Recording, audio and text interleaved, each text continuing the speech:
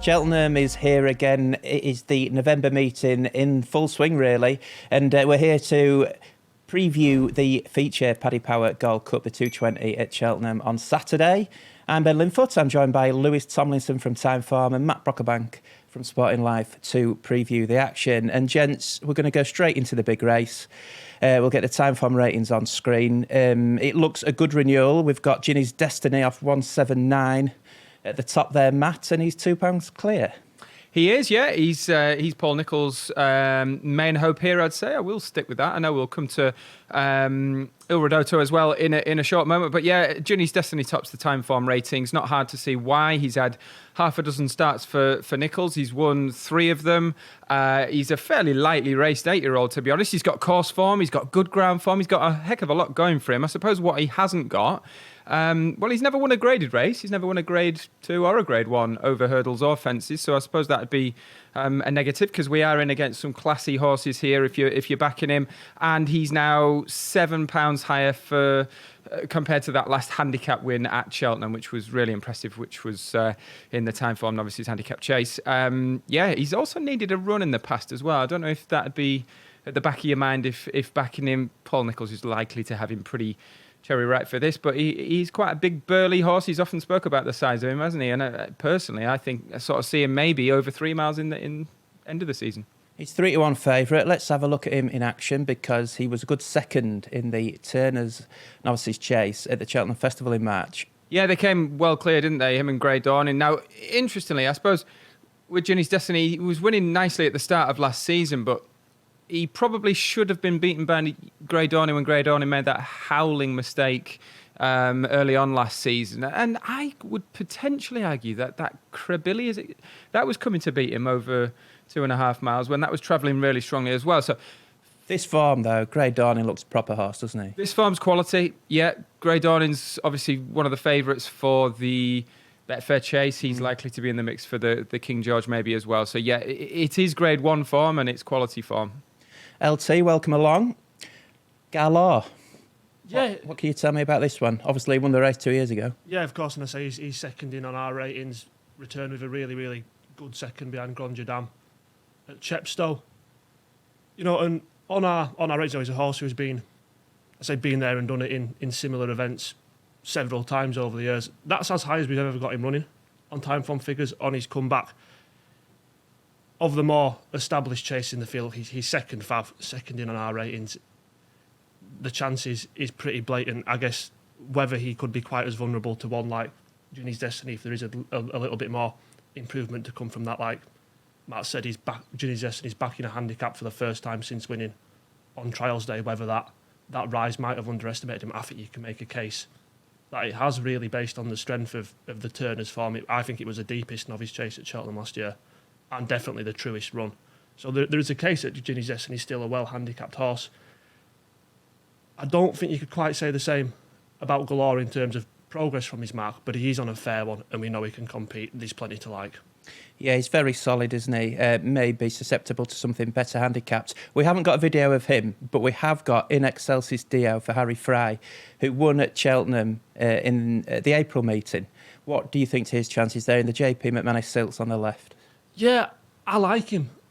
I like him. He's a horse I've liked for a while, and I kind of wanted to see him up in trip for the bulk of last season. I said they stepped him up for the plate in which he finished 5th, got himself on the back foot there through, I guess, several niggly jumping errors. Jumped better this day when he won at the April meeting. That's his Achilles heel, I think, isn't it? Definitely, and we saw it again at Galway last time. You know, I think he ended up pulling up at Galway, and he's jumping again there was the issue, but he's only 6, which surprises me a little bit because he feels like he's a horse who's danced quite a fair few dances by now.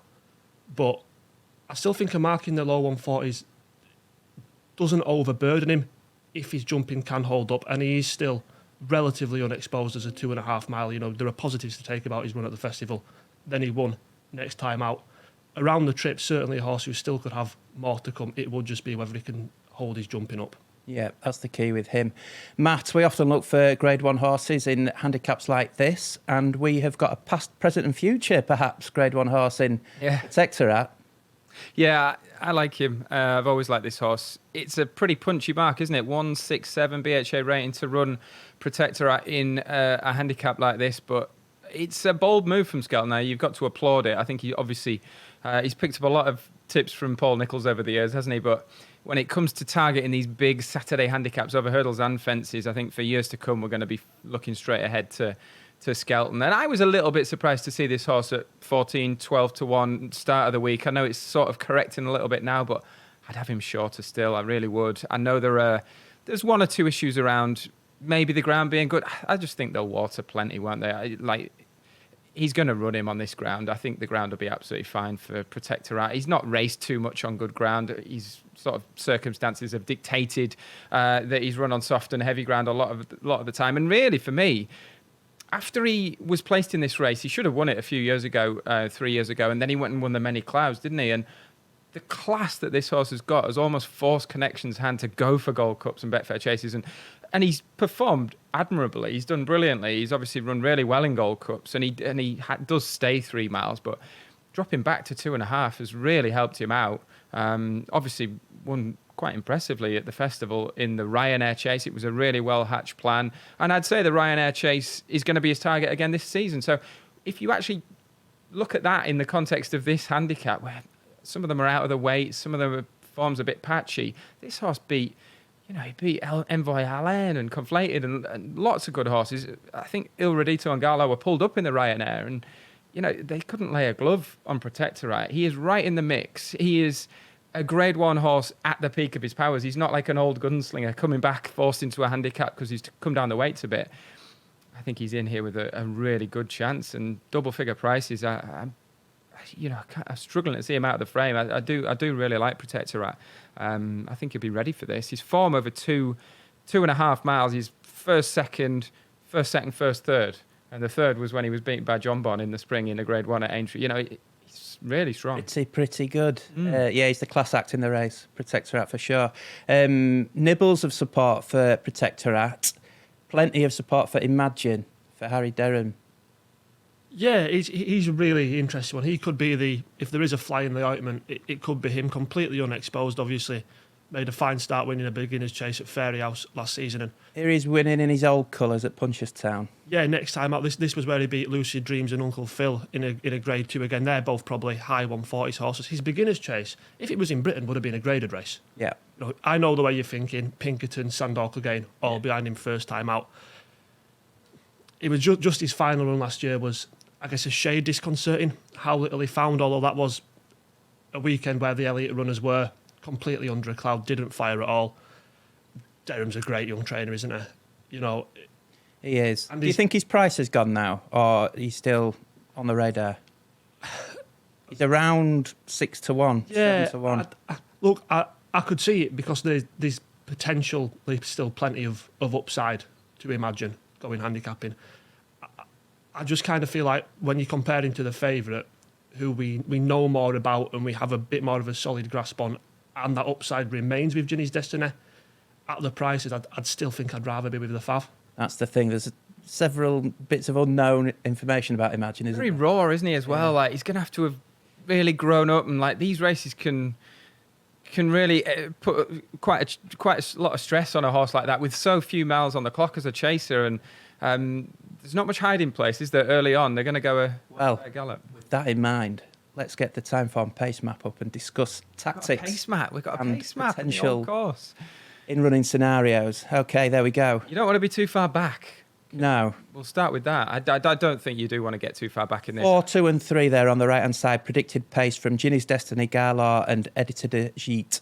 Yeah, Imagine's made it, as you say, in the past in small runner fields. I can't imagine Harry Skelton's going to want to be too far off it on Protectorat as well. On paper, there's pace. There should go a gallop. It just doesn't always play out that way. Certainly on the old course at both courses at Cheltenham in these handicaps, because there's not many horses there willing to sort of go out and be the rabbit, and there's nothing making up the numbers. I know a few are out of the handicap, but you really do want to get into a rhythm. That's an issue for in Chelsea Steo. I think it's possibly going to be an issue as well for the Cromwell horse, Heart or Dark. He can clobber a fence, lightly raced over fences. I know it comes with potential, but they're not going to be hanging around. Ginny's Destiny, Protectorate, Galar, and they're the top 3 classy horses in the race. They're going to take a bit of pulling back, aren't they? And LT, with tactics in mind, is that another reason for supporting Ginny's Destiny?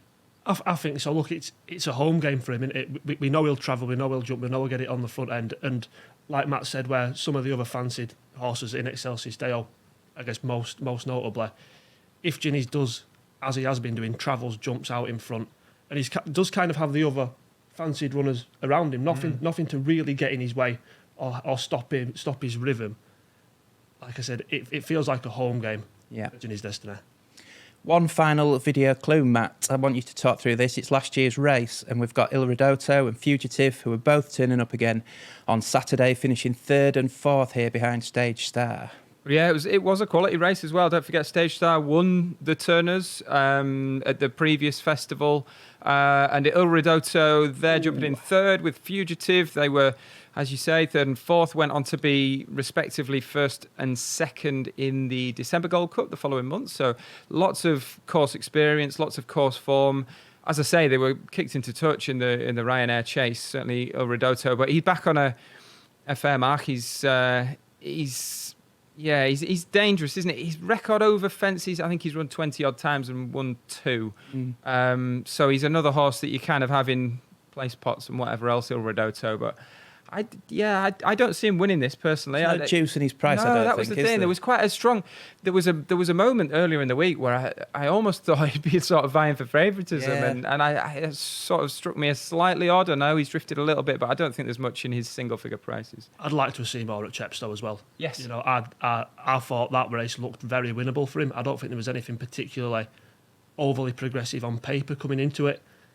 It was quite a lacklustre effort. I'd be more interested in Fugitive out of the pair of them, who's back in a 2.5 mile handicap for the first time since winning the December Gold Cup. He's only £1 higher, I think. You know, he was pitched into Grade 1 company the next 2 starts and then up to 3 miles at Aintree, where he didn't stay. He could be foolish enough to discount at a double figure price. Like I say, there are probably a couple who have more upside, but I can see him running an all right race and hitting the frame. Certainly keen on him than Il Ridotto. Okay. I think I know which way you're both going, but just quickly sum up selections for the Paddy Power Gold Cup. Matt, you first. Yeah, I absolutely love this move from Skelton. We must mention the other ones. Madeira, they've got. He's a fascinating project. Not totally sure what the big long-term plan is there, but he's obviously had one run at Ascot. That was under the banner of Kieran Burke. He's running for Skelton now at the bottom of the way. It's interesting. I'm with Protectorate. I think Grade 1 horses in these handicaps, you just cannot. There's no substitute for class. I don't think he'll be far off the pace. I think he'll be fine over the trip on the ground.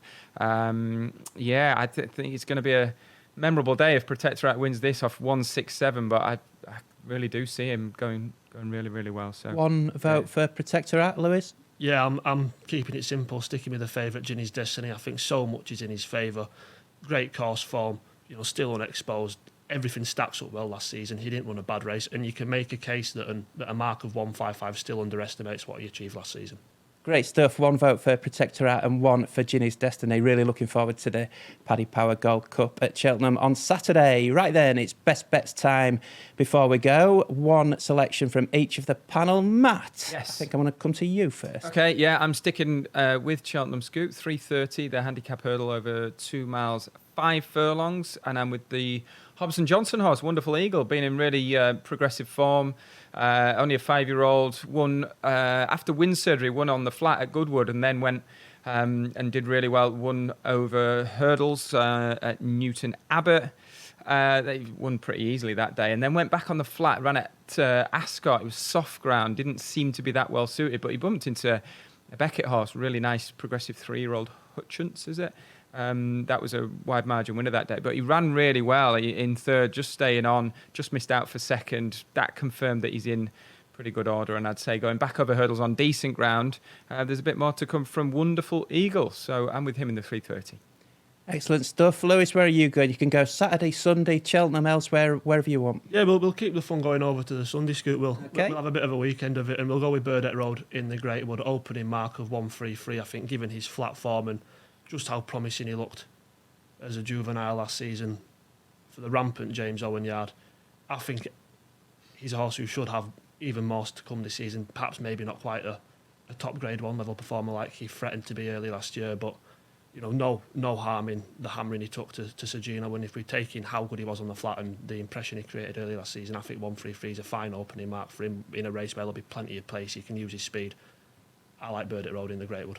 Good stuff. Thanks, gents. Enjoyed that. Wonderful Eagle for Matt and Burdett Road for Lewis on Sunday in the Greatwood Hurdle. Enjoy Cheltenham this weekend. Thanks for joining us, and we'll be back again next week.